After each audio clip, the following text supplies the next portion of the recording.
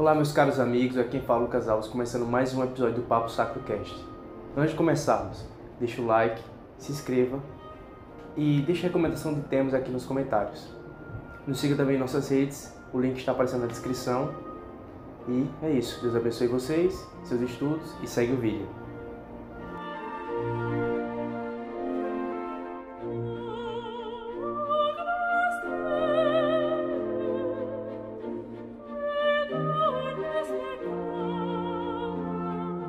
Então, meus consagrados, estamos iniciando aqui o episódio de praxe com meu bom amigo Ian. Olá, minha gente. Saudade de participar aqui no Papo Sacro. Esse é um tema que Ian estava se coçando já há um bom tempo. A gente combinou, acho que desde o ano passado, e caiu no mar do esquecimento várias vezes. E quando a gente relembrou, a questão foi a data. Que quando Ian podia, eu não podia, e quando eu podia, ele não podia também. E ficou nisso. Fora isso, Ian, como é que tá na página? Eu vi que você deu uma suspendida de ficar nos status por um tempo. A página foi censurada, né, pelo Instagram, mas já tá tudo ao normal, né? Aí agora é só a correria mesmo do dia a dia. Isso aí, meu irmão. Feliz em recebê-lo de novo. E hoje o tema tão aguardado é a história da igreja na Índia, do cristianismo na Índia. E a gente pode fazer um panorama mais ou menos, tipo assim, como foi a viagem dos primeiros cristãos à Índia? A gente vai tratar sobre a história de Tomé na Índia também, de São Tomé. E a fala é toda sua. Estou só aqui para fazer as minhas perguntas, que são muitas sobre o cristianismo na Índia. E vamos lá. Primeiro é bom a gente fazer uma introdução sobre a Índia, né? A gente está falando de um território muito antigo, né? É um território que possui muitas culturas, muitos povos. Então, por exemplo, o que a gente hoje chama de Índia, né, de povo indiano, eles são fruto de uma migração muito antiga, que é a migração indo-ariana, que aconteceu ali por volta de 1800 a 1000, foi um processo que durou por volta de 300 anos. Então, de 1800 a 1500 antes de Cristo, que é aquele famoso período védico, né? E nesse período, uma das coisas mais importantes na sociedade indiana vai ser a construção do próprio hinduísmo, né? Porque a gente tem o hinduísmo entre aspas, porque hinduísmo é uma construção britânica, né? Colonial britânica, para nominar aquele bando de religiões politeístas que os britânicos encontraram na Índia.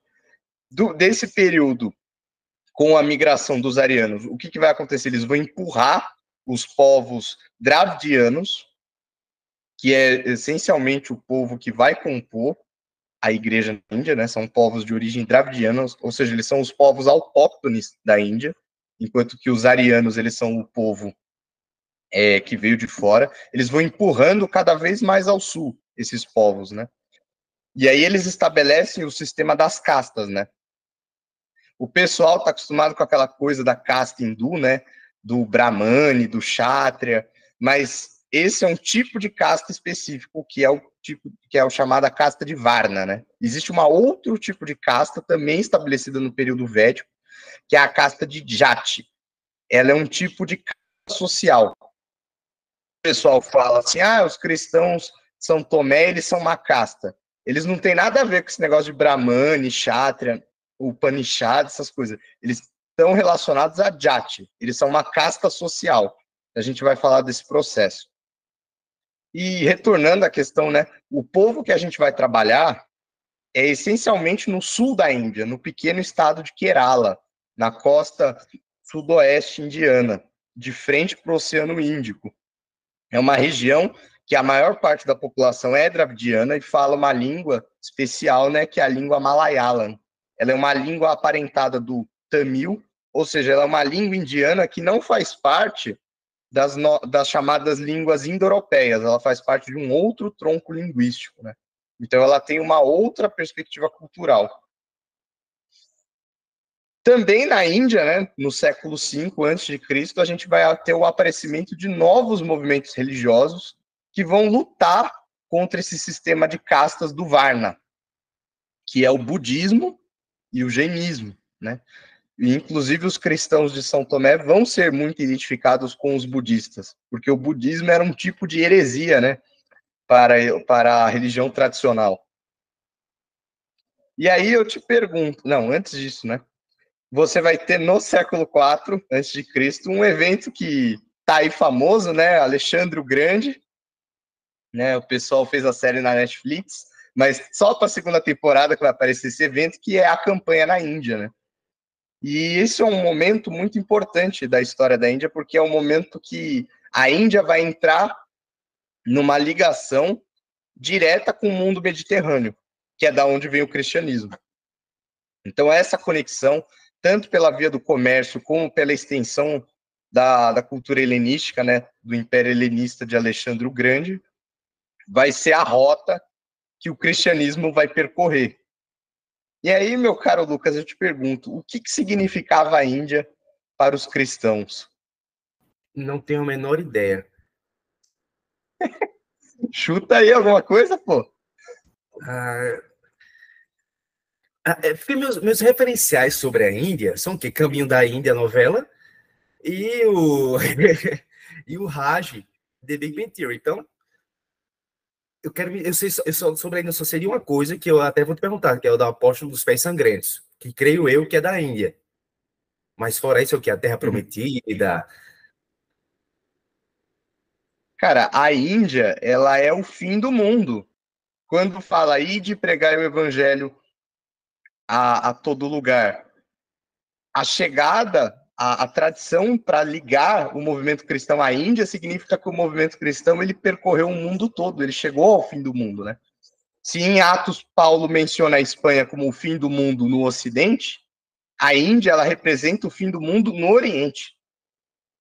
Então, quando a gente já vê assim no primeiro século a ideia da expansão missionária, você mencionar a Índia, você falar que os apóstolos chegaram à Índia, significa que o cristianismo ele alcançou todas as partes do mundo.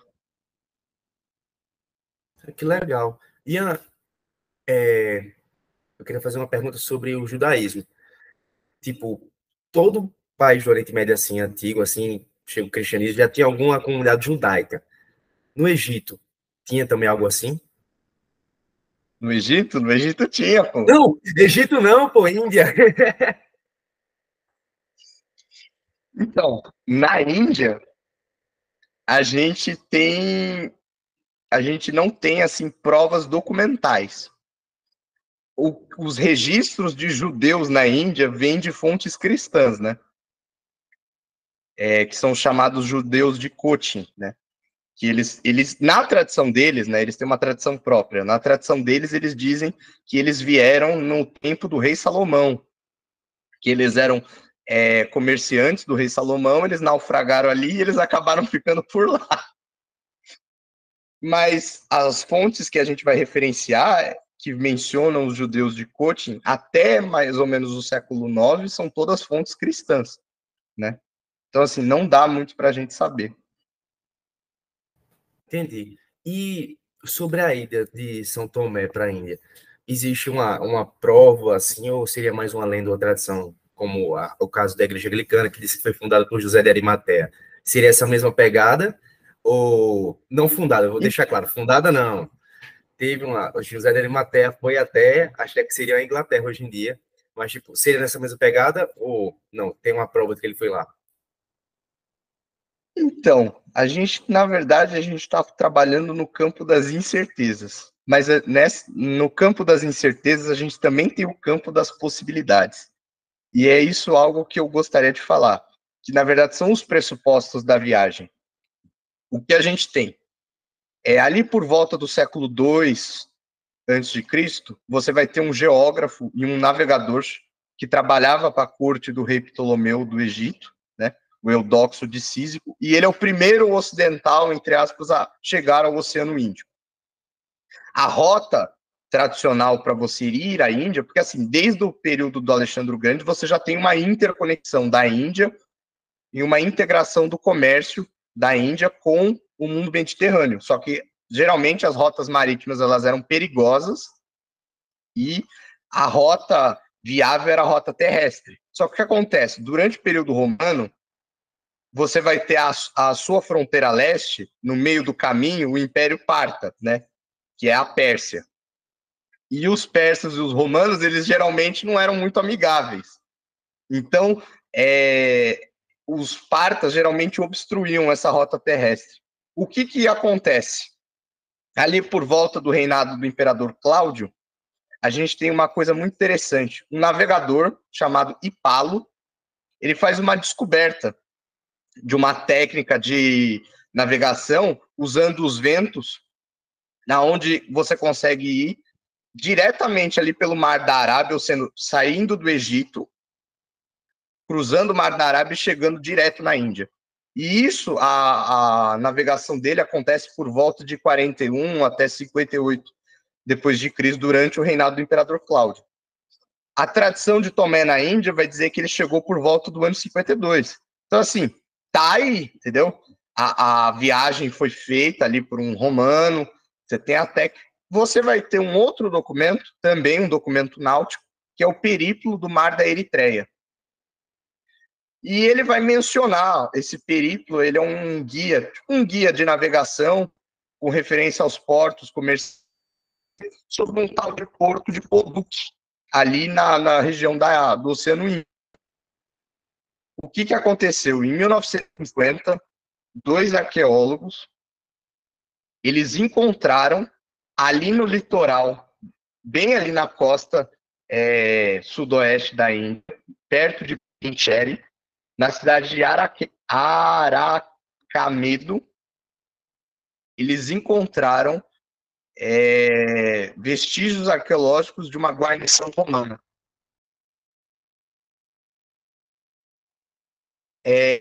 Outra coisa que vai estar associada a uma outra tradição de Tomé na Índia, porque não bastando ter a tradição de Tomé na Índia, a gente tem várias versões, né? Também no início do século XX, se descobriu ali na região do Paquistão as moedas de um rei chamado Gundafar,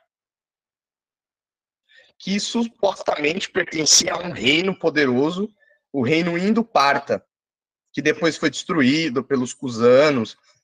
Só que o que acontecia até o final do século, até essa descoberta, os historiadores acadêmicos do Ocidente, eles acreditavam que esse reino era mentira, não existia, que era uma invenção dos Atos de Tomé.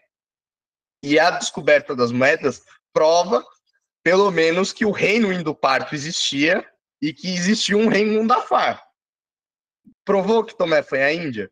Não necessariamente, mas nós temos provas suficientes de que a viagem de Tomé à Índia era possível nas circunstâncias do século I, né?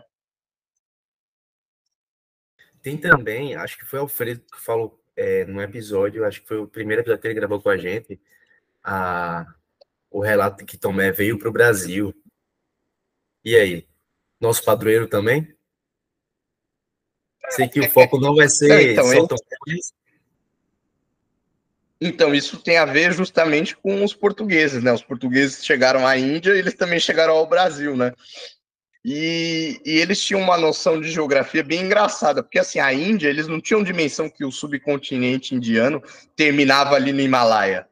Na cabeça deles, a Índia ia o norte da Índia, né, que era misterioso, ela cruzava como que eu posso dizer, o globo terrestre pelo norte, tinha um caminho de terra pelo norte. Então, se Tomé fosse assim, eles caíam aqui na América, né? Mas isso vai ser uma tradição, né, jesuítica, que está referenciada nas cartas, né, do José de Anchieta aqui no Brasil. Mas se você perguntar para um cristão indiano se ele acredita nisso aí, ele vai falar, não, Tomé é nosso. Vai tirar, o apóstolo deles vai botar para a gente? Não. A gente já tem aqui Ian Nezen também, né? A gente já tem aqui o apóstolo Ian Nezen. E além desse relato de Tomé na Índia, dessa tradição, qual é o relato mais antigo que a gente tem de cristãos na Índia? Então, o texto mais antigo é justamente os Atos de Tomé. Ele é um texto do século III. Ele é ligado, a gente vai chamar de tradição de Edessa, né? Que é aquela que é aquele núcleo do cristianismo siríaco inicial. Então, ali por volta do século XIII, você tem a redação dessa obra, né, Os Atos de Tomé, um texto de origem possivelmente, muito provável, gnóstica, né? Inclusive que é onde tem o famoso hino da Pérola. E esse texto ele vai contar a jornada de Tomé no norte da Índia, né? No norte. Então, é onde Tomé teria ido pela Pérsia, e ele teria chegado a esse reino Indo-Parta, sobre a corte do rei Gundafar, e lá ele teria pregado e, inclusive, convertido o rei. Então, você tem essa tradição ao norte, né, do Tomé indo para a Índia, e o que você vai ter de relato, que vai sustentar essa tradição de Edessa, vai ser, por exemplo, a descrição de um outro membro da cidade de Edessa, né, o Bardácenes, que ele foi possivelmente quem batizou o primeiro rei cristão, né, ele batizou o rei Abigar IX de Edessa. E o Bardácenes, ele vai dar no livro das Leis das Nações, ele vai contar que havia relatos de cristãos, ali, ele também é do século III, né? Havia relatos de cristãos no norte da Índia que haviam as relíquias de Tomé.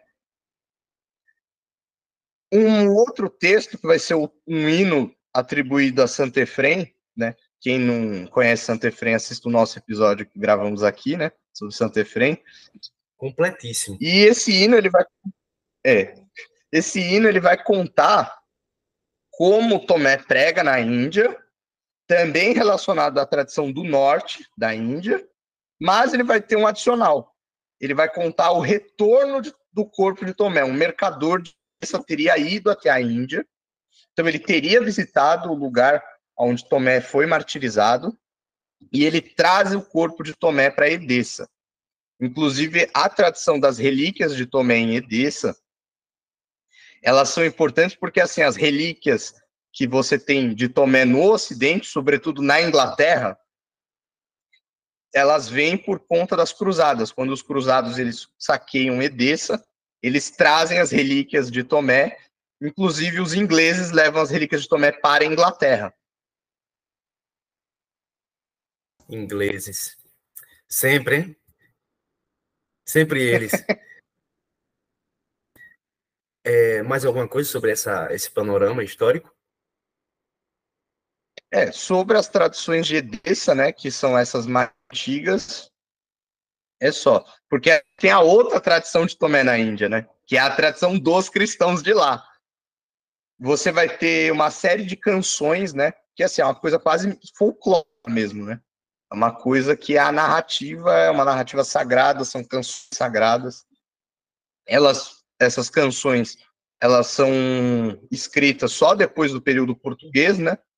Mas elas nos contam coisas interessantes. Então, você tem duas coisas que bem interessantes. A primeira dessas músicas é a Rambampato, ou a Tomás Parvan, que ela se canta, né, a chegada de Tomé via, daí que vem, né, via a rota Mar Vermelho, chega ali em Kerala, no sudoeste da Índia, e você tem e aí você tem a fundação das 7 igrejas, você tem a conversão dos brahmanes, você tem uma série de coisas. Tomé estabelecendo, e aí você tem, por fim, o seu martírio, né, em Milaporé. E você tem uma dança, que é uma coisa assim que só na Índia eu conheço.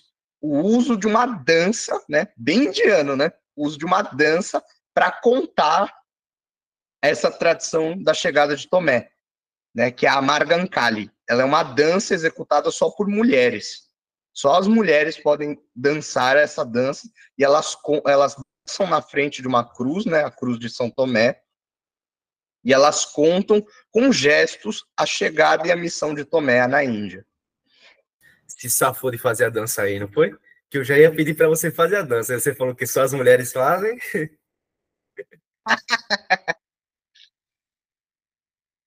E é daí que, já que você perguntou, né, sobre os judeus, né, porque todo lugar tem um cristão buscando um judeu para converter, né? É daí, desses textos, dessas cantigas, dessa tradição dos judeus, dos cristãos de São Tomé, ali no sudoeste da Índia, né, em Kerala, que você tem a descrição dos judeus, porque é justamente isso que as canções falam. o Tomé ele vai atrás primeiro dos judeus, ali os judeus de Cotin. Então, existe a possibilidade dos judeus estarem ali? Existe, no século I. A gente tem também na tradição dos judeus de Cotin a tradição de que eles estavam ali por volta do século I, por causa da destruição do templo de Jerusalém. Então, assim, existe a possibilidade. E o Mar Thomas de Canaã, quem seria esse pai? Não, calma. Tá apressando, calma. Tem mais coisa, né? Tem mais coisa. Só Tem uma dúvida aqui. nessa... Diga. Isso tudo que você está relatando é em qual período da história? Em qual século? A gente ainda está falando do... Assim, esses textos, essas canções, elas são posteriores ao período português, então elas são do século XVII. Mas eles estão contando os eventos supostamente do século I, né? Então a fundação... Tomé chega na Índia, a fundação das 7 igrejas. Porque o que é interessante dessas 7 igrejas? Elas são chamadas de Elarapalikal, as 7 igrejas. Kodungalor, Kolan, Palaya, Kotakayar, Kotakavo, Kokamangalan, Ninaran e Ninakal. Elas são igrejas... Meu Malayalam foi treinado para esse episódio. Essas 7 igrejas, elas são muito importantes, não só pelo simbolismo de serem 7 igrejas, mas se você olhar as localidades dela, essa região de Kerala, no sudoeste da Índia, parece o litoral do Brasil. Sabe aquela região de transição da Mata Atlântica para o Manguezal? Mais ou menos é assim, ali na Índia. Então, se você vê, essas cidades, elas são como se fossem cidades ribeirinhas, elas ficam centradas em ligações fluviais. Então, toda vez que você vê essas igrejas, elas estão sempre cercadas de rios. E a tradição é que sempre Tomé vem de barco, né? Ele nunca anda na selva, ele vem de barco.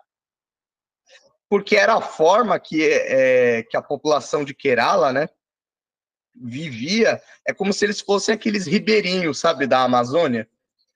E aí o comércio é muito importante. Então, as rotas deles são sempre essas ligações fluviais. E as 7 igrejas, elas estão usadas justamente no pico dessas grandes encontros fluviais, né? Se tornaram grandes centros de comércio justamente por causa desse encontro. Então, não é estranho, né? A gente sabe de todas as outras tradições apostólicas que os apóstolos sempre vão nas grandes cidades, né? Então, na Índia não seria diferente. Entendi. E não sei se você ainda vai falar sobre isso ou é mais na frente, mas a gente sabe, tipo, a sucessão apostólica de Tomé na Índia? Então, o que vai acontecer? O Tomé, segundo as canções, ele vai converter 32 famílias de brahmanes, né? Ou seja, casta elevada de Varna, né? Sociedade. Não dá para citar as 30 aqui, mas o que vai acontecer? Vai ser uma coisa quase que meio dinástica, assim. Mas eles não vão ter uma sucessão apostólica porque eles não vão ser bispo. Então você vai ter 2 famílias muito importantes, que são os Sankapuri e os Palamatan, ou Pakalomatã. Eles são clãs que vão governar o sacerdócio na Índia. Eles vão ser as principais famílias aos Katanas. Né? Os Katanas é a palavra Malayalam arcaica para presbítero, né? Ou sacerdote. Os Katanas vão ser a esses clãs. E aí, claro, eles dão uma origem nobre para eles, né? Que Tomé os evangelizou, eles eram brahmanes, ou seja, eles já eram ligados à religião. Então você tem esse estabelecimento desses verdadeiros clãs, mas a sucessão, né, os bispos que vão vir para a Índia, eles vêm da Pérsia. Então a sucessão é também do Tomé, mas é uma sucessão meio indireta, né? Porque ela vem a partir da Pérsia.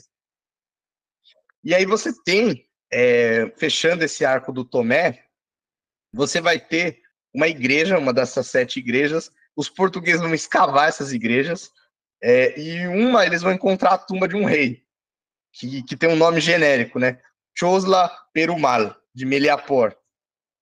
E aí tem toda uma controvérsia em torno da tumba desse rei, porque assim, Tomé converteu um rei, aí os indianos, os hindus falam que não, os muçulmanos ainda criaram uma história falando que os cristãos veneravam o corpo de um mercador muçulmano. Então você vai ter essa tradição da conversão, inclusive, de um rei, né? E você vai ter, por fim, o martírio de Tomé, que vai ser no outro lado da costa indiana. Então vai ser na costa sudeste da Índia, que vai ser ali na região do que hoje é Tamil Nadu, né? Na atual Chennai, vai ser Milaporé. E aí você vai ter a história do martírio dele, que ele foi perseguido ali e depois foi furado por uma lança. E Milaporé é chamada de a cidade dos pavões. Então, se você olhar os cristãos São Tomé, os bispos, eles usam uma mitra com um pavão, que é o símbolo de Tomé. O Marco Polo, por exemplo, até o Marco Polo está na história, né? Ele vai contar, quando ele estava em Milaporé, que ele ouviu uma história o seguinte, que o próprio Tomé tinha um caçador de pavões, né? E aí ele estava caçando pavões. E o Tomé estava rezando ali na montanha, tem uma montanha ali na cidade, né? De Milaporé, em Chennai, chama Montanha de São Tomé, que era onde ele estaria rezando, né? Fugindo, e esse caçador de pavões vai e flecha ele, achando que matou um pavão, e no caso ele matou o Tomé, né? E aí esse santuário de Milaporé, ele vai ser... Oi, diga. Pode concluir, depois eu faço a pergunta. Bom, esse santuário de Milaporé, ele vai ser o principal santuário da Índia. Por mais que a própria cidade de Milaporé não tenha uma presença cristã, como você tem nas cidades das 7 igrejas, no estado de Kerala, ali a presença cristã é bem pequena, ou quase mínima. Só que como o lugar é muito simbólico, ele se torna uma rota de peregrinação desses cristãos, né? Então, quando tem a festa de Tomé, existe toda uma peregrinação para aquela região. E os próprios hindus, eles marcam um status, né, daquele santuário como um lugar sagrado, que não se pode tocar, porque eles pertencem à casta dos cristãos, né? Tem a montanha também, que é sagrada. Então é muito interessante, porque por mais que não seja uma cidade cristã, é literalmente a cidade mais importante da Índia, né, em termos de santuário. Você falou que Tomé morreu de flechada, confundido com a ave. Mas esse é o martírio dele, que eu acho que eu escutei outra história do martírio dele. Então, essa é uma das versões. Essa é a versão do Marco Polo. A versão tradicional é que ele foi furado por uma lança, né? Entendi. E você falou que nesse início não tinham bispos, com essas 30 famílias brahmanes, mas tipo, depois você falou que começou a ter bispo. Como foi a transição? Eles não eram um sistema episcopal no início? Então, a gente, na verdade, não... que nem tudo que eu te falei até agora é uma possibilidade baseada em narrativas e traditivas. A gente tem uma série de questões a se colocar, né? Tomé, de fato, foi à Índia? É possível ele ter ido, mas também é possível não ter ido. Existe essa possibilidade. Então, e assim, a gente tem muita falta de evidência. A gente não sabe que tipo de igreja se construiu ali, se de fato Tomé fundou Margan, né, que eles chamam, né, Margan, o caminho, porque eles nem chamam de igreja, eles falam que Tomé fundou Margan, o caminho, que nem Atos, né? Atos chama de Rodós, né, o caminho, e em siríaco fica Margan. Aí os próprios cristãos de lá chamam de Margan. Então, Tomé fundou o caminho na Índia. Essa comunidade, ela persistiu? Porque se ele fundou e pregou para aquelas pessoas, elas podem ter se convertido. Mas ela persistiu? Não sabemos se ela persistiu e se ela persistiu porque há ausência de tantas fontes sobre elas. Então não dá para saber. Na canções, claro, já tem bispo, tem arquidiácono, tem cátana, tem tudo, né? Tem todo o sistema de uma igreja estabelecida. Agora, historicamente, o que a gente pode dizer sobre isso? Não sabemos. A fonte mais antiga que a gente tem é uma fonte gnóstica. Então, a gente podia dizer que aqueles cristãos que estavam na Índia, eles eram proto-ortodoxos, como a gente, ou eles eram gnósticos, ou eles eram maniqueus. A gente não tem como saber. Ou eles eram judeus cristãos, né? Porque o próximo tópico que eu proponho é falar, né, dessa presença cristã antes da missão, né, do Tomé de Caná. E aí, se você tiver alguma consideração antes da gente iniciar. Se a pergunta estiver muito antecipada, a gente pode deixar para depois. Mas qual a importância dos pais do deserto para a igreja egípcia? Egípcia não, indiana. Então, nenhuma. Eu vou te responder assim, nenhuma. Porque, assim, eles têm a tradição monástica deles, isso se eles tiverem, né? Porque a gente não tem registro. Se eles tiverem uma tradição monástica, ela ia ser ligada à tradição da Igreja do Oriente, Sírio Oriental. A gente sabe que tem santuários a santos, né? Inclusive um que era monge, que é muito importante, né? Lá na Índia, mas que por causa do domínio português foram destruídos, né? Então, assim, muita coisa a gente se perdeu por causa do domínio português. Muita coisa se perdeu por causa da perseguição, só que, assim, como a gente não tem fonte de nada, quase, né?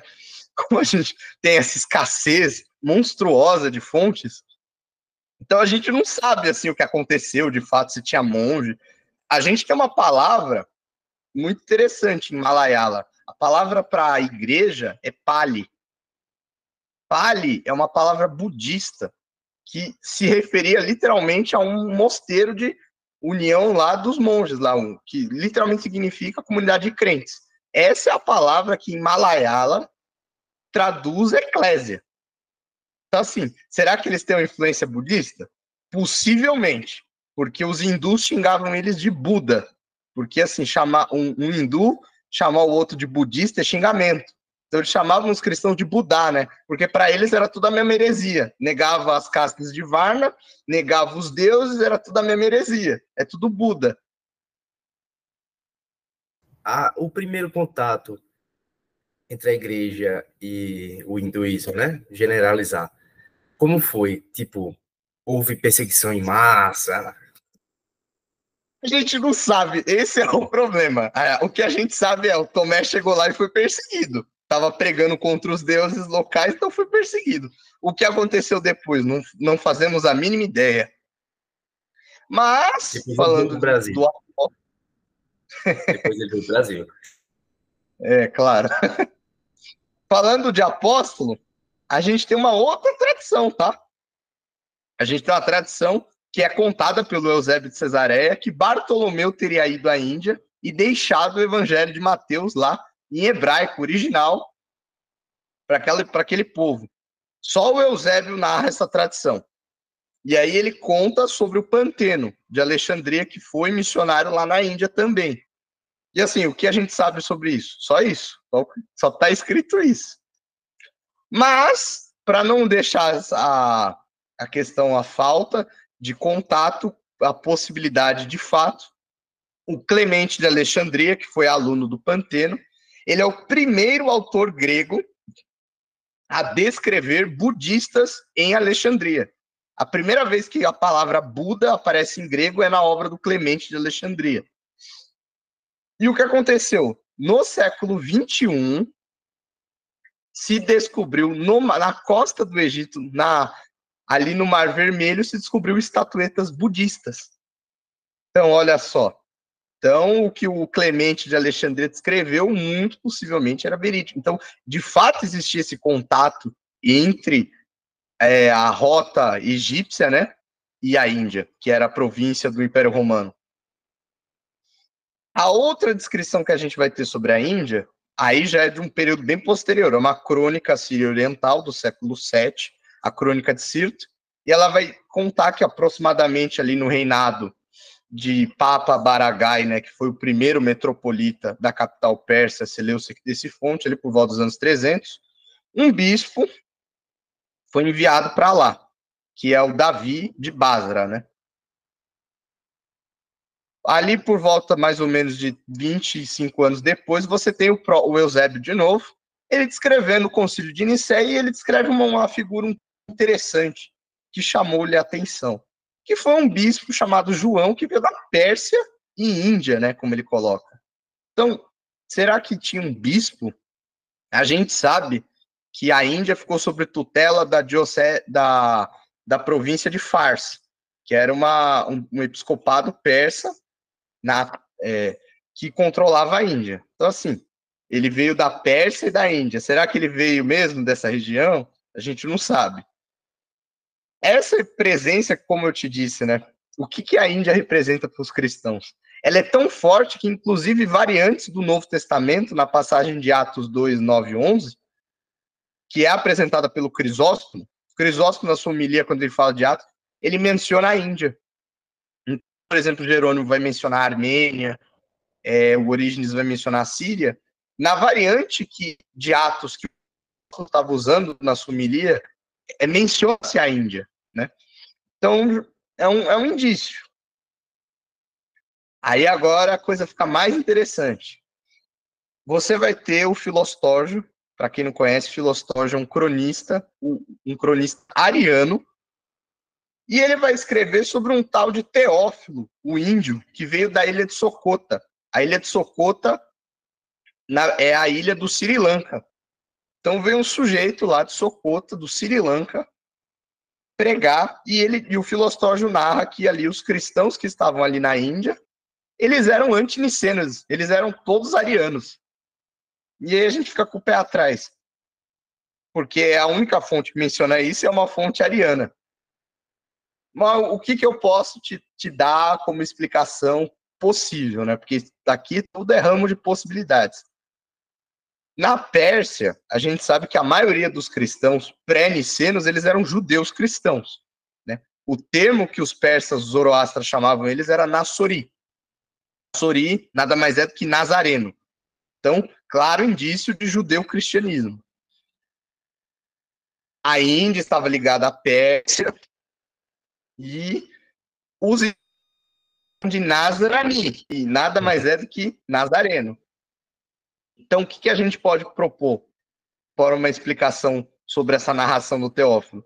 Que o que ele identificou como cristãos arianos nada mais eram do que judeus cristãos. E uma característica muito óbvia dos judeus cristãos é negar a divindade de Cristo, tal qual os arianos faziam, né? Faz sentido, é uma boa explicação. Mas é uma fonte isolada. Então, assim, ela também pode não ser... Ela pode ser um relato hagiográfico, né? Uma forma de justificar a onipresença do arianismo, né? Entendi. Aí essa é a explicação do que seria essa crença supostamente ariana do cristão judeu. Entendi. E para fazer um panorama de novo, esse relato já acontece em qual século? Você falou que estava 300 já? Ele é o Filostógio escreve ali no período da controvérsia pós-nicena, né? Então ele é do século IV. Tá. E aí, como um último, ele já é de um século posterior, mas é uma fonte importante. Não sei se você conhece. Cosmas Indiscopleutis. Brother meu, conheço demais, acompanho muito o trabalho dele. Então, o Cosmas, ele vai escrever um livro muito importante chamado Topografia Cristã. Ele vai ser ele vai ser, eu acho que, o único geógrafo cristão da patrística, né? E aí ele vai ter toda uma teoria de como a Terra ela é convexa e ela se assemelha à Arca da Aliança. Na Idade Média vai ser bem importante esse tipo de cosmovisão. E o que ele vai mencionar? Ele, como mercador, o Cosmas, ele era um miafisita, né? Mercador, ele passa pela Etiópia e vai até a Índia. E na Índia ele tem contato com esses cristãos de lá, mas ele descreve também a ilha de Socota, né? Que nada mais é do que o Sri Lanka. O que aconteceu no século XX também, né? Se descobriu no Sri Lanka cruzes de pedra muito parecida com aquelas que se encontram no Malabar.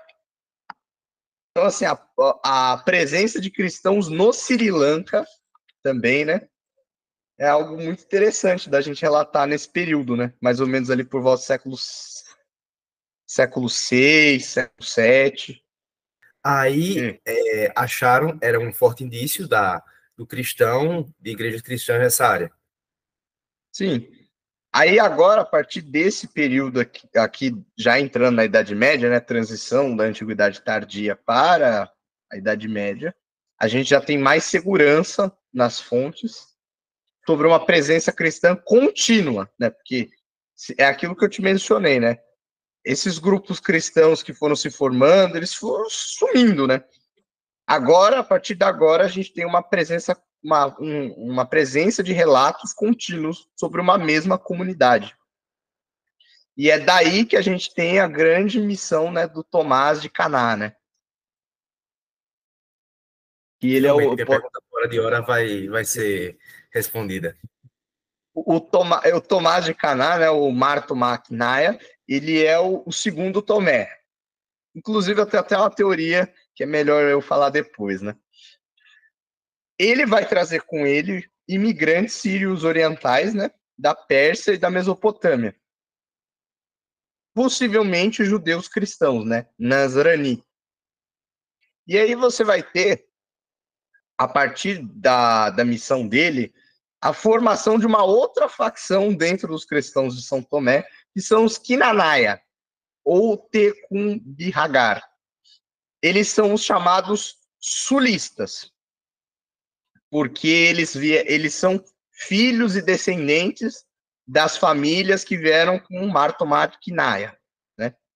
Então eles são outro grupo, eles se consideram dentro da comunidade de cristãos de São Tomé, mas eles se consideram um outro grupo, eles se consideram uma outra forma social, uma outra jati, né? Uma outra casta.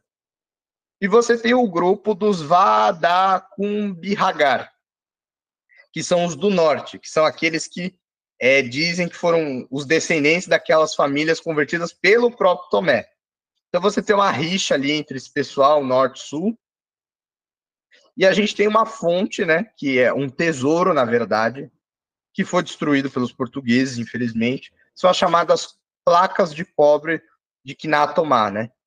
E o rei da região, ele teria dado uma série de direitos sociais e comerciais para essa comunidade, ou seja, o estabelecimento de uma jati, né? De uma casta social para esses cristãos.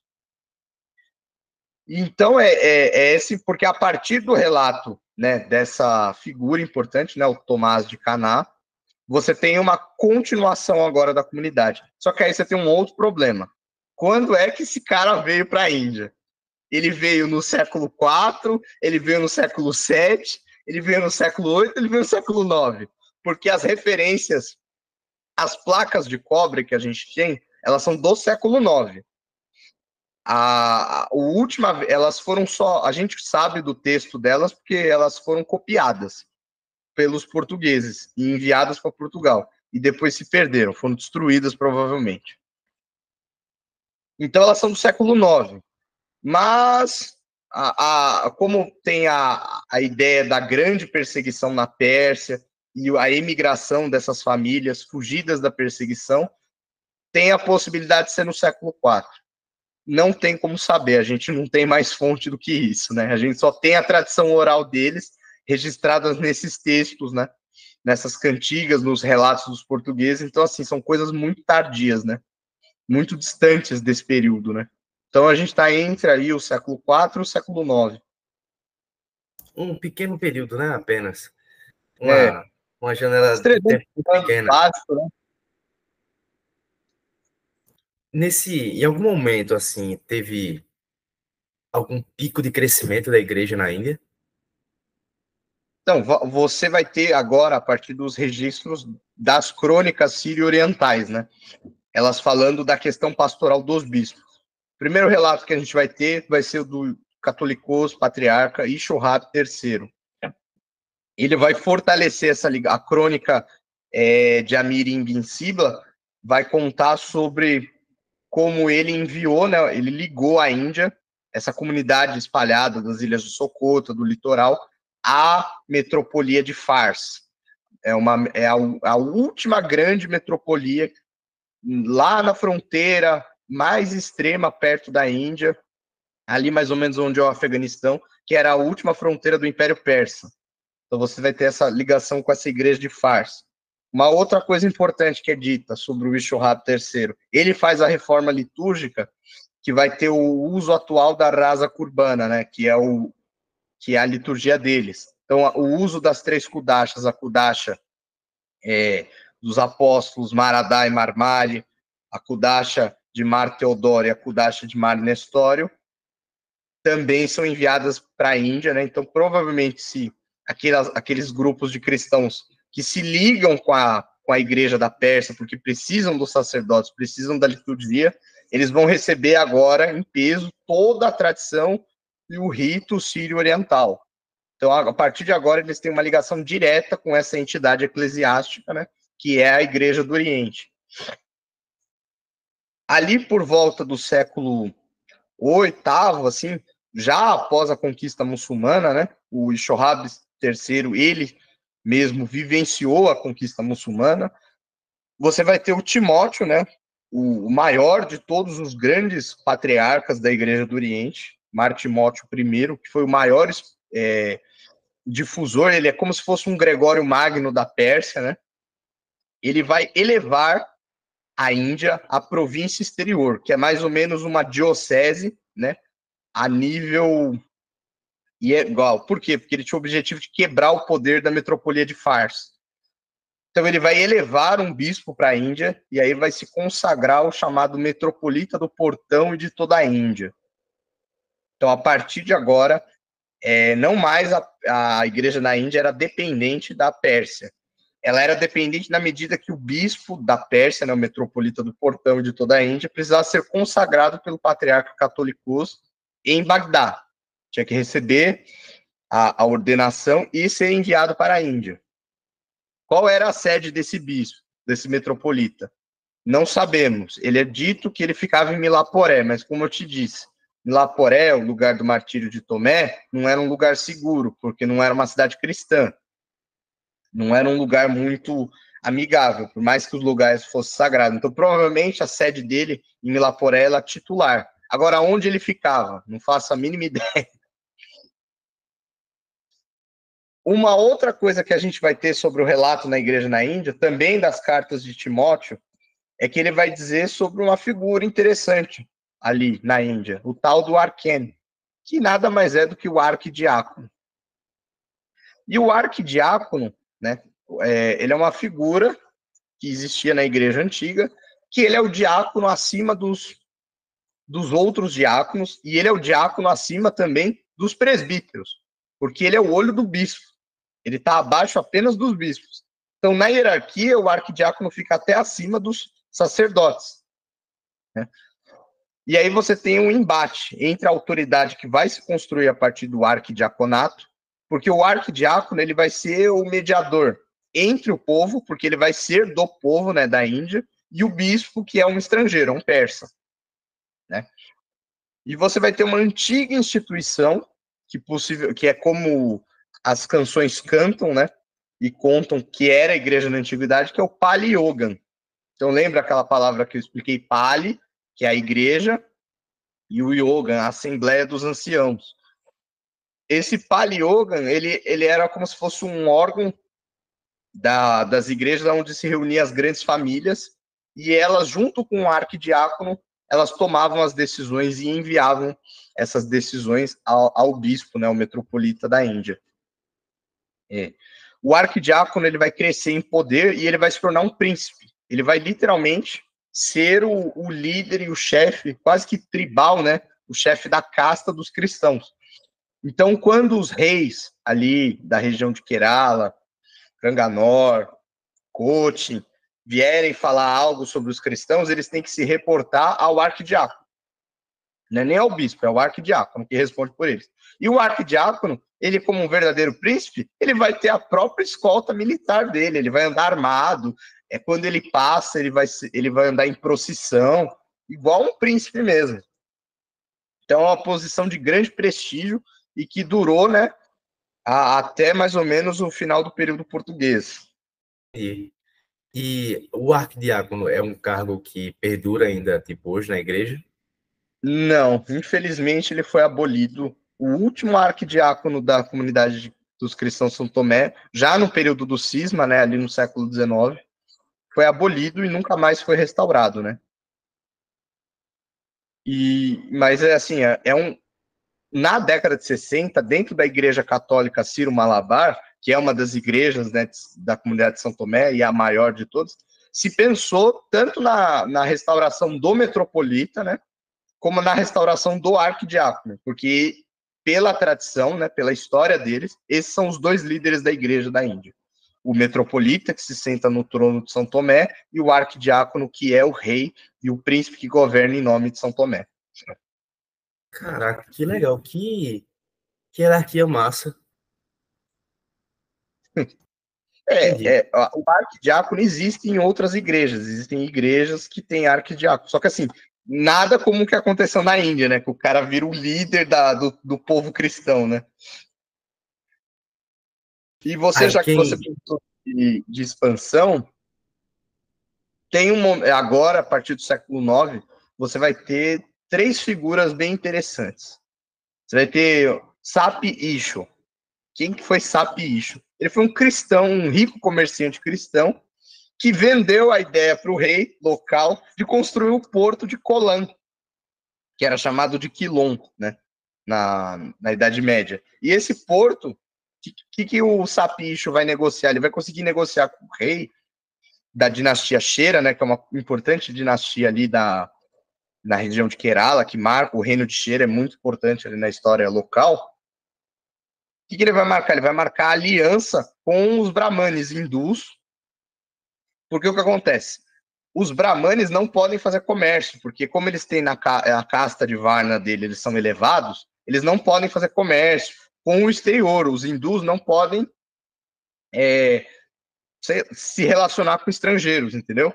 Então, os cristãos vão ocupar esse papel de mediadores para o comércio exterior. E aí, nessa aliança, os cristãos de São Tomé, eles vão ganhar uma série de terras. Eles vão ganhar muitas terras. Eles vão ganhar escravos, vai ter uma migração de famílias de tamils que se tornam escravos, judeus de Kochi se tornam escravos dessas famílias e acabam se convertendo, né? E aí cada um é estabelecido na sua própria casta, né? As castas de Jati. Mas eles em si, é nesse momento, né? A partir desse acordo de Sapi-Isho, que a comunidade cristã, ela vira uma casta social coesa, liderada pelo arquidiácono. Então, assim, quando nenhum hindu pode mexer com os cristãos, entendeu? Porque eles são um outro grupo, eles são uma casta protegida, então ninguém pode mexer com eles. E aí você tem também, nesse período, a chegada dos dois santos, né, que são chamados de Kangi Shangan, que são Mar Sabur e Mar Prot. Provavelmente você nunca ouviu falar desses santos, né? Esses dois santos, eles são muito importantes porque eles vão começar, eles são dois bispos, né, enviados da Pérsia para cuidar da Índia, e eles vão estar todo nesse processo. Porque assim, à medida que está se organizando essa comunidade, né, essa nova Jati, né, a Jati de Martoma Nazarani, e com questões de comércio, direitos civis, garantias, os bispos têm que estar ali. E aí eles vão consagrando os sacerdotes para o cuidado da igreja. Então, são duas figuras muito importantes que vão ser, pela facção católica, vão ser perseguidas, a memória desses dois santos vai ser perseguida pela facção católica, mas que recentemente, graças a Deus, foi restaurada, né? Então, hoje a igreja Ciro Malabar, ela tem orgulho de comemorar a festa restaurada de Mar Sabur e Mar Proto, porque literalmente são os únicos dois santos indianos desse período que a gente tem. De todos os santos indianos, assim, a gente não tem nenhum, a gente só tem esses dois. E nem indiano eles eram.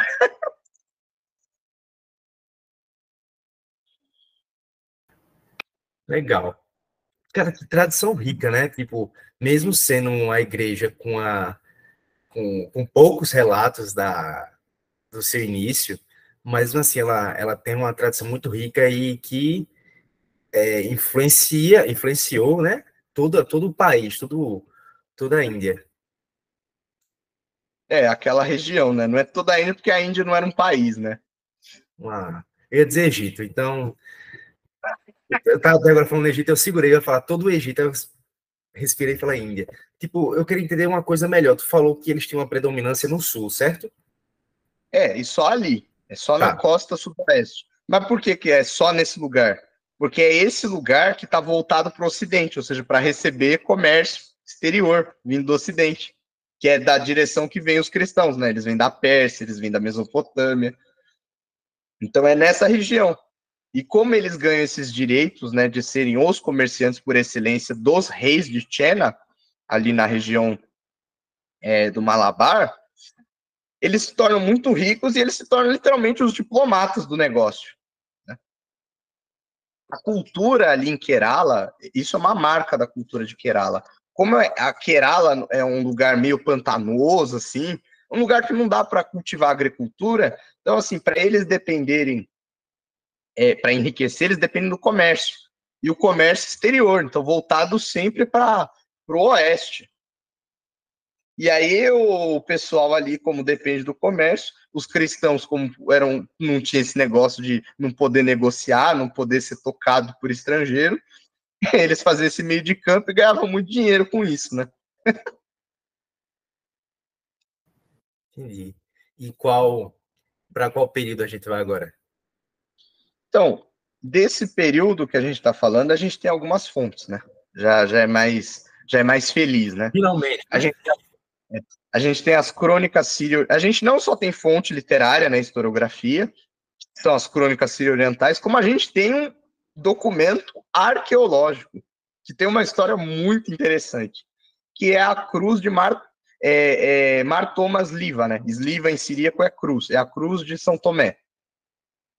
Ela o que acontece? Ela tem uma história muito engraçada.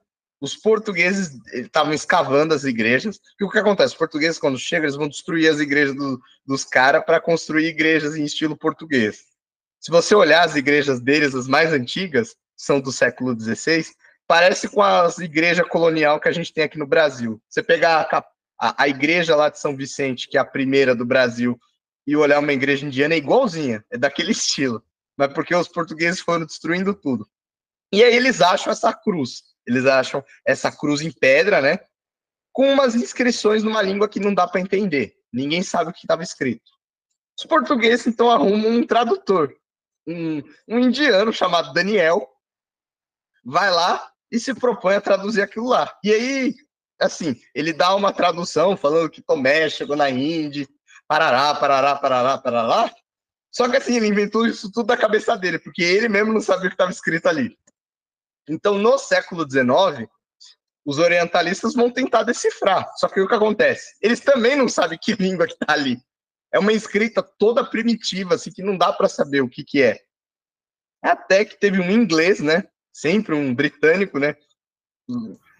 Ele vai lá e ele propõe uma tradução a partir do Pahlavi, que é uma língua persa antiga. O pessoal da academia fica com o pé atrás, né? Porque assim, aparecia de tudo. O pessoal queria provar que aquela cruz era maniqueísta, então pegava a inscrição e traduzia como se fosse um texto hiper maniqueísta. Aí não, falava, não, isso aqui é um texto nestoriano, cheio de cristologia nestoriana. Aí vai lá, traduzia, tinha tudo aquilo lá. E não tinha nada disso. Em 1905, eles organizaram um congresso só sobre tradução desse negócio. E aí esse britânico, ele apresentou a tradução dele. E era uma coisa muito simples. Parece aquelas inscrições, sabe, de tumba cristã, que só fala assim o nome do pai, benção a Deus. Então era basicamente isso. E aí ela menciona o nome de Marafras. Quem que é Marafras? A gente não sabe. Mas ela pode ser uma variante do nome de Mar Sabor, que é aquela figura que a gente acabou de contar a história, que veio da Pérsia, está escrito em Pahlavi. Então, assim, esse é o único vestígio arqueológico que nós temos de presença cristã contínua, é do século IX. É uma relíquia, né? Porque depois que os portugueses acham essa cruz em pedra, os próprios indianos começam a copiar. Então, eles começam a erguer essas novas igrejas em estilo português com essa cruz. E ela é o símbolo da comunidade, né? E aí ela é bem bonita, ela tem uma simbologia bem bonita, que tem o Espírito Santo em cima da cruz, que é como se fosse o Espírito Santo puxando é a cruz nascendo de uma flor, e essa flor é o lótus. O lótus é o símbolo de Buda. Então, na terra de Buda, floresce a cruz pelo Espírito Santo. Que lindo, velho. Tu consegue falar um pouco mais sobre essa budismo e do cristianismo? Tu falou que o cristão é chegado de budista, de Buda, mas como era a relação do budista e do cristão médio? Tipo, eu sei que não tem relato nenhum também, mas, tipo, a gente tem algo sobre isso? Então, a gente não tem, mas o que a gente tem é que nas fontes hindus, você tem um ataque a comunidades não cristãs, né? A gente tem um ataque das fontes hindus e das fontes islâmicas aos maniqueus, porque os maniqueus se espelhavam muito no budismo, né? Pelo menos nesse contexto, né? Mais indiano. E tanto as fontes islâmicas quanto as fontes hindus, elas atacam os budistas. E quando você vê nas fontes hindus especificamente os ataques contra o budismo, parece assim, dá a entender que também o preconceito hindu com os cristãos era que eles pareciam demasiadamente budistas. Para eles era a mesma coisa, só mudava o Deus, né, e o símbolo, porque eles negavam as castas de Varna, ou seja, eles faziam um colapso da questão religiosa que integrava a sociedade, né, por mais que grupos que não acreditam nas castas de Varna, eles praticam a jati, né, como eu mostrei aqui, os cristãos praticavam, né, a questão das castas de jati. Então, eu acho que é mais ou menos isso.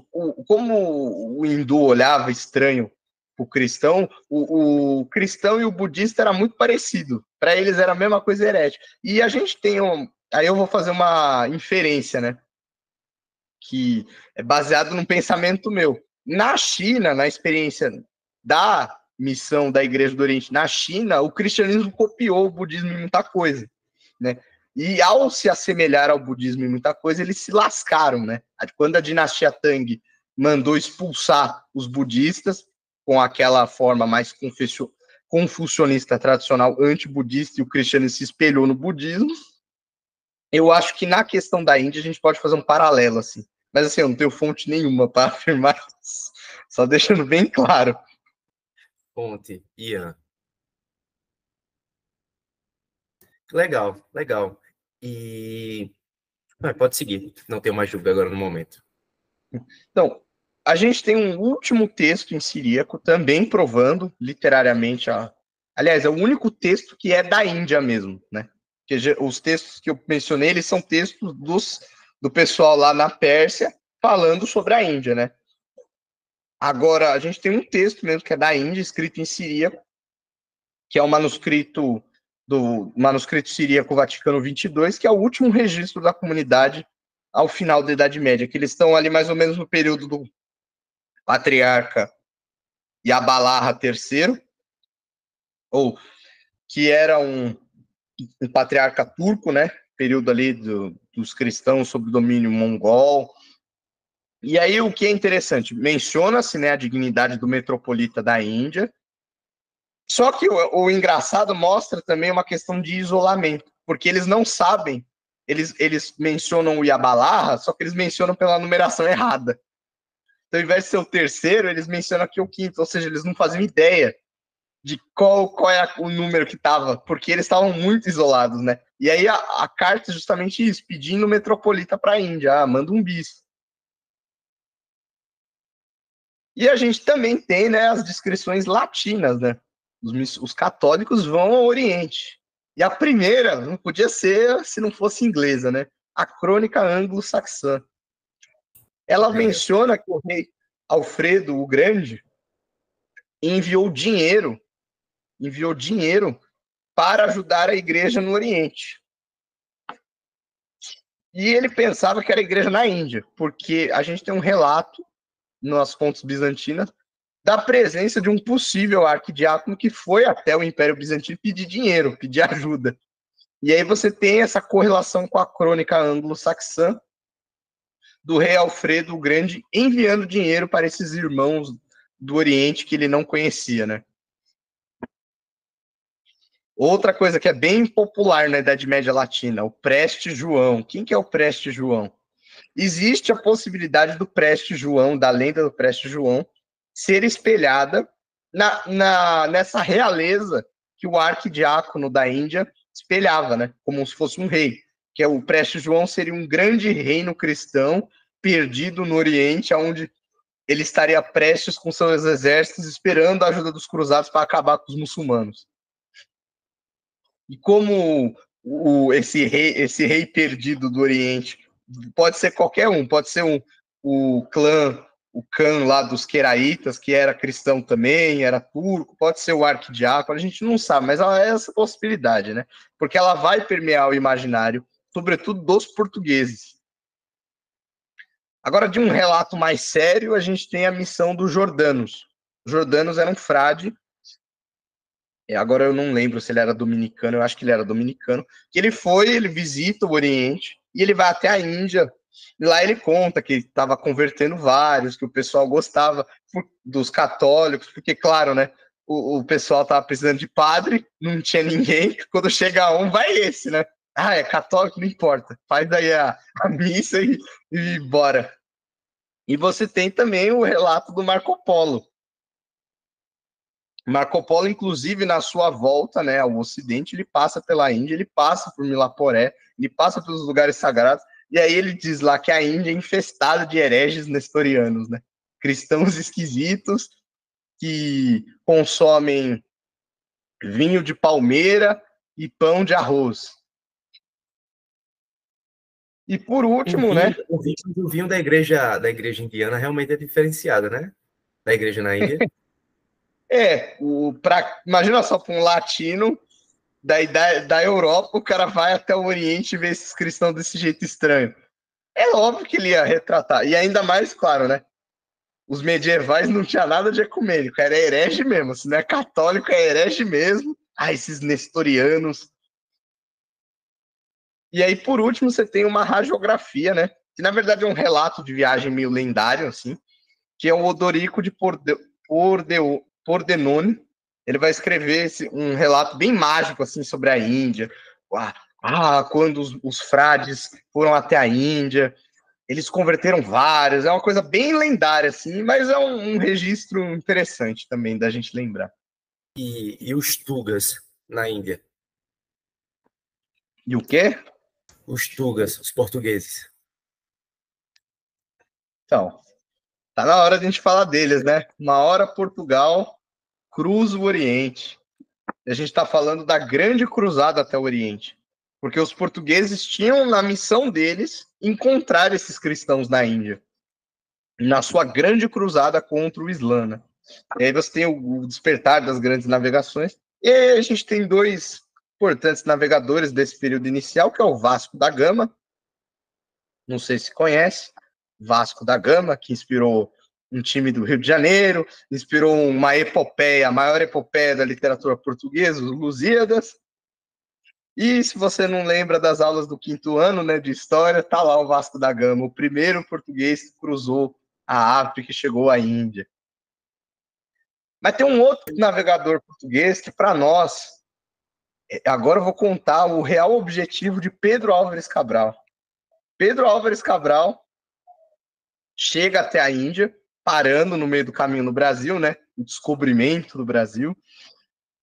E lá o Pedro Álvares Cabral ele negocia com os cristãos de São Tomé uma possível aliança. Por quê? Os cristãos olham para os outros cristãos, né? Todo mundo é cristão. Os muçulmanos estão ameaçando a gente, sobretudo dos reinos de Cochin e Calicut. Se você lê os Lusíadas, o Vasco da Gama bombardeia Calicut. Então, para os cristãos de São Tomé foi legal nesse período. Os portugueses deram um pau nos nossos inimigos. Então, é uma coisa boa. Por outro lado, nessa situação de desespero, você tem o colapso da Igreja do Oriente um século antes. Né? A Igreja do Oriente era a maior igreja do mundo até o século XIV. E aí ela, de repente, colapsa. Porque todos aqueles senhores mongóis ou viram muçulmanos, ou na China, né? Eles são expulsos, e aí os cristãos na China são expulsos. Você tem a grande peste negra vindo da China, né? E, inclusive, o paciente zero, o registro mais antigo que a gente tem era literalmente um cristão. O paciente zero da peste negra foi um cristão na China. Então, assim, vai essa gama de eventos. Depois, por último, você tem o Tamerlão. Tamerlão, ou Timur, tenta restabelecer o Império Mongol de Gengis Khan na base do Islã. Então, assim, ele destrói a Igreja do Oriente. Então, o que acontece? A igreja que sobrou da Igreja do Oriente é o pessoal que sobreviveu ali na sede, na Mesopotâmia, e o pessoal da Índia. O resto sumiu tudo. Então, os indianos estão desesperados. Não tá vindo padre, não tá vindo bispo há muitos tempos, há muitas décadas. Em 1490, a gente tem um registro, a partir de fontes latinas, né, de que os indianos vão até a Bagdá, né, e eles pedem ao patriarca Shimon IV que enviem bispos. E aí o patriarca sabe que, assim, é da Igreja do Oriente, o que sobrou é a Índia, então ele envia todos os bispos possíveis. Ele envia Martoma, Maria Ohanan, Maria Balarra, Mardinha, Mariakov.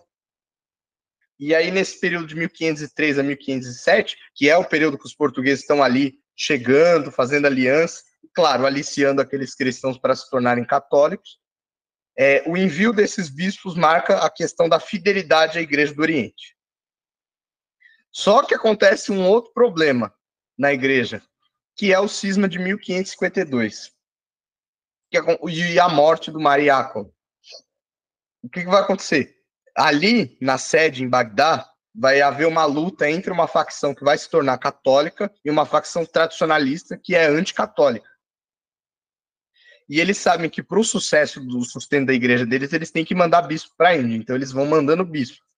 A facção tradicionalista vai enviar para a Índia Mar Abraão, que vai ser o último metropolita da Pérsia, né, na história dos cristãos de São Tomé, que é o Abraão de Angamali. Ele veio pela facção anticatólica, os portugueses prendem ele, ele consegue fugir no mar e ele chega até Moçambique. Depois de Moçambique, os muçulmanos enviam ele de volta para a Mesopotâmia. Na Mesopotâmia, ele vira católico, ele é reordenado pelo patriarca católico Caldeu, vai para Roma, de Roma ele ganha a nomeação papal para ser o metropolita da Índia e é enviado de volta para a Índia. Só que, como na Índia está se instaurando um novo regime, o padroado português, os portugueses não vão ficar nem um pouco felizes com a chegada desse bispo, que era um cismático, né, um herege, um nestoriano, e ele era suspeito de tudo, né? Os portugueses queriam controlar tudo. De novo, para me situar, em que período já estamos? A gente está no século XVI, estamos por volta depois de 1550. Então, chegando perto do período que eu quero mais tirar minhas dúvidas. Então, com a instituição do padroado, para quem não conhece, padroado é uma concessão eclesiástica do Papa aos reis católicos, né, de algum determinado reino, no caso ao rei de Portugal, de que ele tem o direito de nomear os bispos, né, não precisa passar pelo Papa. Com isso, os portugueses eles dominam o Malabar. Eles estabelecem a sua grande capital do Oriente, que é Goa, né? Os portugueses só vão sair de Goa em 64. E eles vão estabelecer a arquidiocese de Goa e todo o Oriente. E com isso, você tem também o progresso do catolicismo na Índia, fugindo aos cristãos de São Tomé. Você vai ter a chegada de uma figura que é considerada santa pelos católicos romanos, né, que é São Francisco Xavier, a chegada dos jesuítas, e que para os indianos ele não é uma figura muito querida, né, que é São Francisco Xavier, porque em 1561 ele traz a Inquisição para Goa. Numa das cartas de São Francisco Xavier, você lê ele falando que uma das soluções para a conversão eficaz dos indianos para a fé católica era o uso da Inquisição. E a Inquisição vai perseguir os cristãos de São Tomé muito. Inclusive tem uma coisa, né, chamada os mártires do genocídio de Goa, porque houve um incidente com hindus e cristãos ali no meio, E aí a Inquisição brutalmente brutalizou, não importa. Se você não fosse católico, você ia ser morto. A perseguição se estendia também para os hindus e budistas? Sim, budistas nesse período já nem existem mais nessa região da Índia. Os muçulmanos já acabaram com tudo.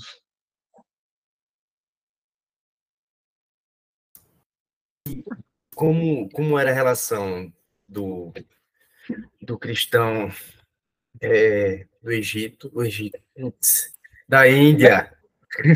Não sei, velho, qual é o problema? Eu quero falar do Egito. E o muçulmano nesse período também? Também era conturbada como o cristão indiano católico?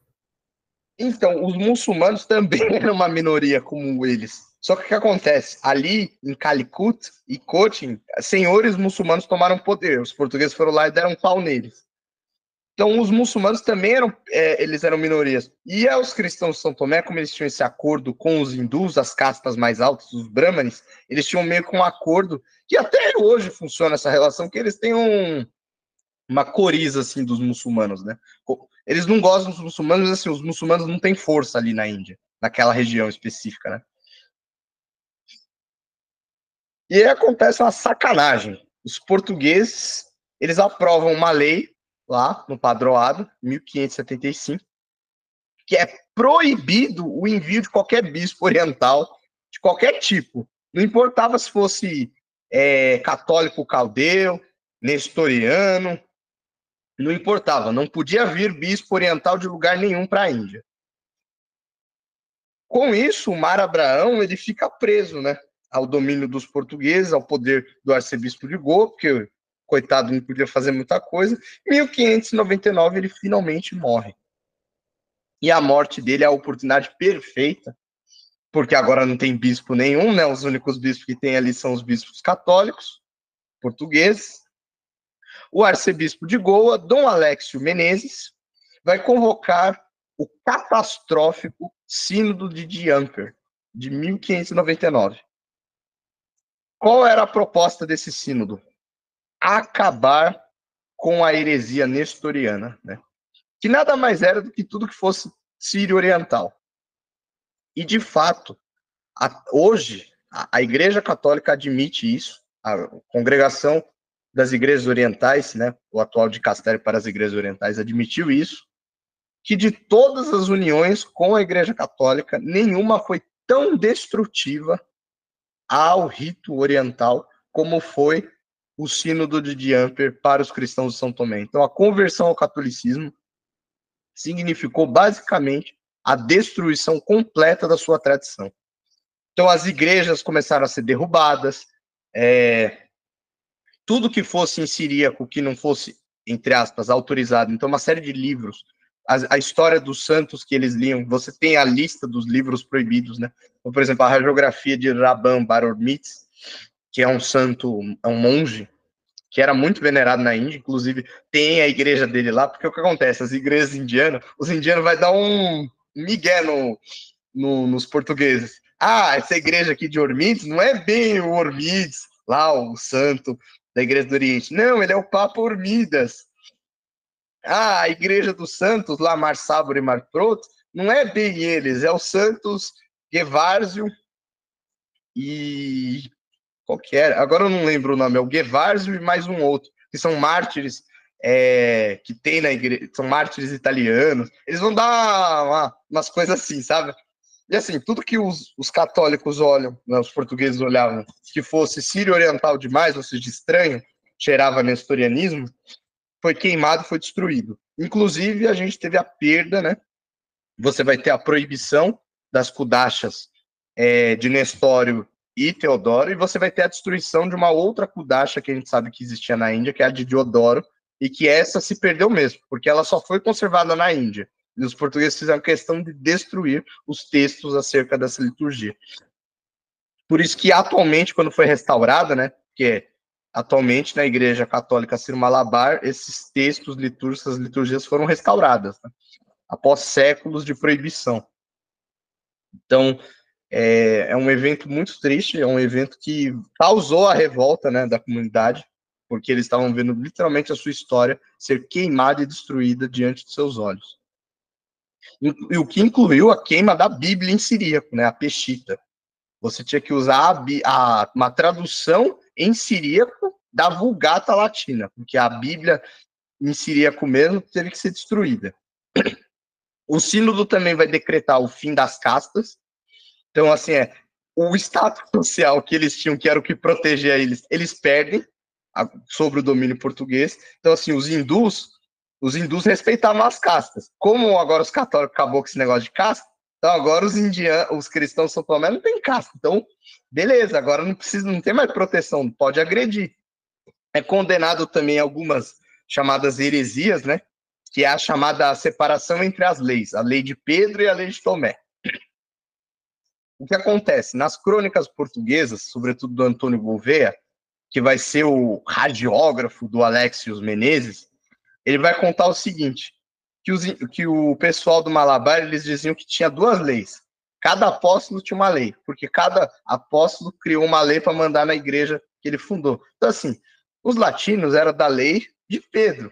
E Pedro não tinha que meter a mão em quem era de Tomé. Cada um na sua. Então, o sínodo vai lá e proíbe isso. Fala, não, esse negócio de lei de Pedro e lei de Tomé não existe. Só existe a lei de Pedro e acabou.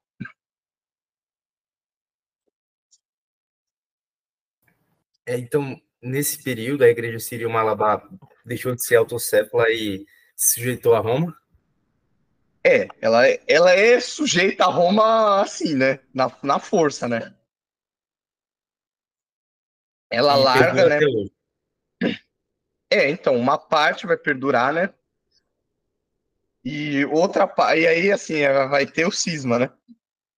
Cada vai formar novas facções. Porque, assim, o que vai se suceder aí ao sínodo é a chamada visitação das igrejas da Serra, que é literalmente a crônica do Antônio Gouveia, né? Ele vai contar sobre a visitação que os portugueses chamavam a igreja do Malabar de Igreja da Serra. Então ele vai falar sobre a visitação. E aí o Alexio Menezes, ele vai chegando nos lugares para impor as decisões, né? E ele vai chegar num lugar que tem uma história bem, bem interessante, né, sobre essa questão das leis, né? A lei de Pedro e a lei de Tomé.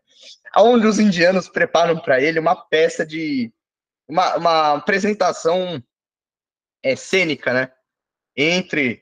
Uma disputa entre Pedro, Tomé, mediada por Quiriacos, que é um santo de Edessa, né, um mártir importante, que tem também no catolicismo. E aí, qual que é a conclusão dessa peça de teatro? Que a lei de Tomé vale e que Pedro está errado de querer impor a lei de Pedro sobre os outros. E aí fala que o Alexio Menezes fica furioso com isso. E aí ele manda proibir esse tipo de dança, né? Esse tipo de apresentação cênica, que era algo muito pagão, assim, muito hindu. Mas isso porque estava desafiando o status quo dele. Então, assim, o sínodo de Diamper vai ser imposto porque agora toda a igreja, né, como eles não tinham mais o bispo não podia chegar, então eles dependiam da hierarquia da igreja latina para ter padre, para ter sacerdote.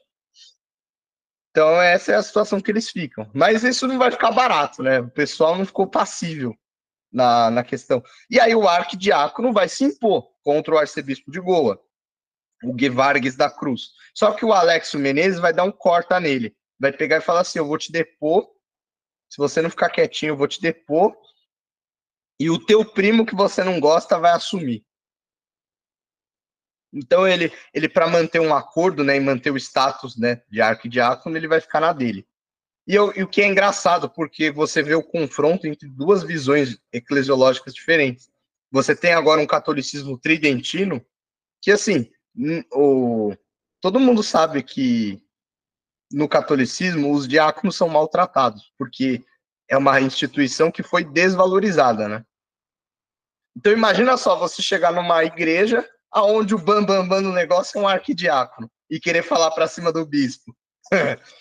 Os portugueses não entendiam isso. Falavam, você é só um diácono, você nem padre é. Quer falar alguma coisa? Então é uma coisa bem doida. E aí, nessa situação toda, né, de humilhação do arquidiácono, destruição das tradições ancestrais, sobretudo pelos jesuítas, né, porque os jesuítas vão ser os inquisidores, vai haver esse ressentimento contra os portugueses e, sobretudo, contra os jesuítas.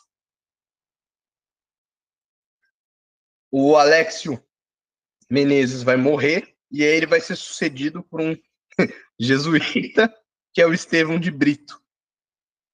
O Estevão de Brito, ele era mais assim, mais amigável, né, com os cristãos. Ele tinha afinidade da comunidade local, tal. Mas a comunidade local não queria um latino para governar eles, queria um bispo oriental. E quando o Guevargues da Cruz, né, o arquidiácono, morre, o sobrinho dele vai assumir. E o sobrinho dele era jovem, né, tinha menos de 30 anos, vai ser consagrado arquidiácono Tomás da Cruz, e ele vai se meter numa treta com o Estevão de Brito, né? Porque essa situação não estava dando, né? Ele vai escrever uma carta de socorro, pedindo socorro para todas as igrejas orientais. Manda alguém, só manda alguém. A gente não suporta mais os latinos, manda alguém para a gente. E claro, os portugueses rodavam o mar, né? Os portugueses são a maior força militar na Ásia Oriental nesse período. Porém, quando o arquidiácono Tomás vai desafiar o Estevão de Brito, os portugueses são derrotados pelos calvinistas holandeses ali em Cochin. Eles são expulsos de Cochin, são expulsos de Cranganore. Então ali os portugueses já não são a maior potência. Então os mares, os bispos, né, ficam lá de Portugal, ficam assim. Porque assim, a qualquer momento pode chegar um bispo oriental do nada, né? E essa carta de socorro, ela foi enviada para os armênios, porque tinha armênio ali na Índia também, foi enviada para os coptos, foi enviada para os siríacos, foi enviada, claro, para a antiga igreja do Oriente, né, a facção anticatólica que vai virar a igreja síria, a facção católica, caldeia. Eles só queriam alguém para socorrer eles. Manda um bispo, porque... Qualquer um menos o latino, né? Qualquer um menos um português. Até que vai chegar, de repente, né, surge um boato que a Ratalá está chegando. E aí você vai me perguntar, quem é o Ratalá? Quem é o Ratalá? A Ratalá é um sírio ortodoxo que se converte ao catolicismo, vai até o Egito, aí ó, o Egito, lá do Papa Copta, olha que doideira, do Papa Copta, ele recebe a carta de pedido de socorro, é enviado de volta para a Síria. Lá na Síria ele tenta o apoio da igreja dele, né, para virar católica e apoiar a Índia, não consegue, então ele vai até Roma, é consagrado pelo Papa como patriarca da Índia e da China. E esse sujeito que foi consagrado pelo Papa como patriarca da Índia e da China está chegando para desafiar a autoridade dos portugueses. E aí, acreditou nessa história? Pois é, ela é uma fake news. Só que no século XVII não tinha como saber que era uma fake news. Então, assim, tanto o Tomás quanto o Estevão de Brito, eles ficam em alerta, porque assim, se essa história tinha chance de ser verdade, apesar de muito doida, ela tinha chance de ser verdade. Então, se o cara de fato tivesse sido consagrado pelo Papa, os portugueses tinham que baixar a bola. Só que ela podia ser uma fraude. E se ela sendo uma fraude, o arquidiácono ia ter que baixar a bola. E o Arratalá nunca chega. Ele nunca chegou. E isso foi a arma perfeita para que o arquidiácono declarasse. Vejam o que os portugueses fizeram. Eles o mataram, o afogaram. Aí se começam os rumores, né? Que Arratalá foi preso, ele foi queimado pela Inquisição, ou então ele foi afogado. Não importa o nível do detalhe, a questão é, os portugueses estão matando nossos bispos. E aí aparece uma série de cartas, né, em siríaco, dando instruções de que o verdadeiro metropolita de Angamali era para ser consagrado o Tomás, o arquidiácono, ele deveria ser consagrado o metropolita do portão de toda a Índia. Pelo Arratalá, ou seja, o Arratalá está dizendo isso. A gente sabe que, na verdade, isso são falsificações feitas por um cátanar antigo, né, era o mais velho dos cátanars, que era dos tempos de Mar Abraão. Então, assim, ele era uma pessoa muito, era um senhor, né, um padre muito ressentido com os portugueses e as humilhações que os portugueses fizeram. Então ele vai dar apoio a essa candidatura de nomeação do arquidiácono como metropolita. E aí você tem o famigerado evento que vai ser o mais importante da história moderna, que vai marcar o cisma perpétuo, que é o juramento da Cruz de Conan. O arquidiácono Tomás reúne em torno de si 12 cátanars e eles lhe impõem as mãos e o consagram metropolita do portão de toda a Índia. E aí ele é elevado como Martoma I, né, como metropolita do Malankar, e aí eles juram que nunca mais obedeceriam, eles juram pela Santíssima Trindade, pelo apóstolo Tomé, o seu pai fundador, que eles nunca mais obedeceriam aos jesuítas e aos portugueses. Esse é o juramento da Cruz de Conan? Sim.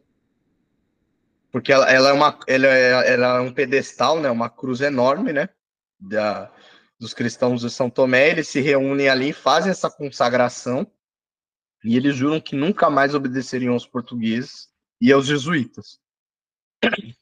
O que acontece? A gente tem dos textos desse juramento, a gente tem várias versões. A gente tem uma versão preservada, né, de um bispo sírio-oriental que depois vai vir para a Índia, o Mar Gabriel, preservada numa coletânea de cartas de um missionário holandês. A gente tem o texto do juramento num texto que vai ser o Angamali Padiola, que vai ser uma carta de protesto recontando toda a história da igreja na Índia, da facção que vai permanecer católica. Você vai ter esse texto em cartas aos patriarcas sírio-ortodoxos, ou seja, da facção Malankar, que vai se formar. Vai ter esse texto na versão anglicana do negócio, que aí tem tanto na versão Malankar como na versão anglicana vai ter uma maldição também contra o Papa, né? Então eles vão falar que eles vão jurar que nunca mais vão obedecer os portugueses, os jesuítas e o Papa. Então você tem as variantes desse texto, né? E aí eu te pergunto, se 12 presbíteros impor as mãos, você como um anglicano, 12 presbíteros impor as mãos sobre um arquidiácono e o consagrarem como metropolita, isso aí é válido? Eu não vou responder isso. Não me envolva nas suas tretas aí. Obviamente, essa consagração, né, por presbíteros de um assim, não é nem uma elevação a um grau de bispo, né? Ele foi elevado como metropolita, completamente inválida. É uma consagração não canônica. Para o azar dos portugueses, os holandeses trouxeram, porque finalmente as cartas de pedido de socorro chegaram a alguém. E quem vai responder a carta de socorro vai ser o arcebispo sírio-ortodoxo de Jerusalém, Mor Gregórios Abdel Jalel. E ele vai vir para a Índia trazido pelos holandeses. E como ele está sendo trazido pelos holandeses, os portugueses não tem mais como naufragar o navio dele e o matá-lo.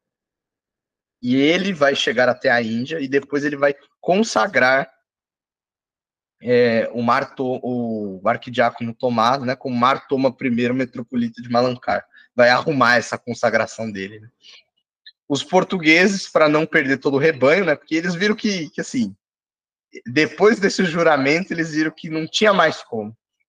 Então, o que eles fazem? Eles chamam o primo do Tomás, da família Parâmbio, né? Eles são do mesmo clã, a família Parâmbio, como eu te disse lá no começo, a questão dos clãs familiares, e eles vão consagrar o primeiro bispo da facção que ficou católica, né? Primeiro bispo indiano para eles, que vai ser o Marchand Parâmbio, que inclusive ele é, se eu não me engano, beato na Igreja Católica Ciro Malabar. Só que aí a continuação, só que aí já rompe, né? Vai ter uma facção que vai ficar católica, vai ter uma facção que vai se tornar síria ortodoxa. Então eles vão largar a tradição síria oriental e vão se tornar sírios ortodoxos, vão abraçar a tradição síria ocidental. E aí você vai ter o cisma perpétuo entre as facções Palaiacor, né, que significa velha crença, ou seja, rito sírio oriental, mesmo que todo latinizado e todo destruído, né, pelo sínodo de Diamper, e você vai ter a facção Putencor, que é a facção ligada à tradição síria ocidental, que é miafisita, né, da igreja síria ortodoxa. E aí depois você vai ter as diversas formações, cismas dentro dessas facções, mas basicamente, em termos de igreja, são essas duas facções. Mais que, tipo, tem a versão protestante, a versão pentecostal, a versão anglicana, a versão ortodoxa de Putencor, eles tudo se identificam como Putencor, né, em oposição a Palaiacor. Então é isso. Para o nosso episódio de hoje é isso. Ian, qual seria a denominação maior na Índia? A síria ortodoxa ou a católica? Não, então, a maior denominação que a gente tem é a católica Sírio-Malabar, né? Eles são a maior parte dos cristãos de São Tomé. Depois é a igreja síria ortodoxa. E depois é a igreja... É porque, assim, dentro da igreja síria ortodoxa, eles têm divisão. Eles têm a divisão Metran, a facção Bava. Mas isso vai ficar para a parte 3 do nosso podcast. Tu conhece a história de Sundar Singh, o apóstolo dos pés sangrentos? Não. Então deixa. É um apóstolo que ele é indiano e, tipo, ele é tido como... Ele é bem reconhecido nas igrejas protestantes. Eu queria saber se ele era dessas igrejas históricas na Índia ou de algum convertido de alguma missão protestante, mas deixa isso aí para um próximo. Sim, hoje em dia, a igreja na Índia ela é tida como a 11ª no ranking de perseguição. O que é que tu acha disso? O que é que tu comentaria? É porque, assim, a gente tem que separar, né? O que a gente expôs até agora é a parte que ficou ali, é a parte histórica, né? A parte mais tradicional que fica em Kerala, ali no sudoeste. O cristianismo ocidental, os próprios portugueses, né, vão levar o catolicismo romano, porque, assim, eles sujeitam, né, a hierarquia, mas eles também criam a igreja católica romana na Índia, né? Que ela, inclusive, ela é menor do que a Malabar, mas ela é mais beligerante, ela é mais espalhada, né? Porque aí os portugueses, como eles vão enfiar a Victoria em tudo quanto é canto da Índia, depois vai ter a missão francesa, você vai ter uma difusão do cristianismo ocidental na Índia muito mais forte do que é a comunidade de São Tomé, né? Então, de fato, ali em Kerala existe uma tolerância aos cristãos que em outros estados não se vê. Sobretudo por causa da mudança política contemporânea da Índia, né? Ali em Kerala, os caras convivem com os cristãos, desde o século IX. Desde o século IX. Então, ali já é de casa. Agora, em outros estados, de maioria hindu, né? Sobretudo no norte, porque é onde está crescendo o pentecostalismo, por exemplo, é no noroeste. Noroeste? Não, é no nordeste do negócio, né? Ali você tem... Só que ali tem uma maioria histórica hindu, assim, altamente, com aquelas coisas de não me toque, não posso ter com estrangeiro. Então tem essas coisas. Então, e aí a mudança contemporânea na política indiana, que afeta todos os cristãos, é que quem está no governo do Narendra Modi é um partido de extrema-direita nacionalista hindu. Então, assim, cristãos não são bem-vindos, né, nessa perspectiva.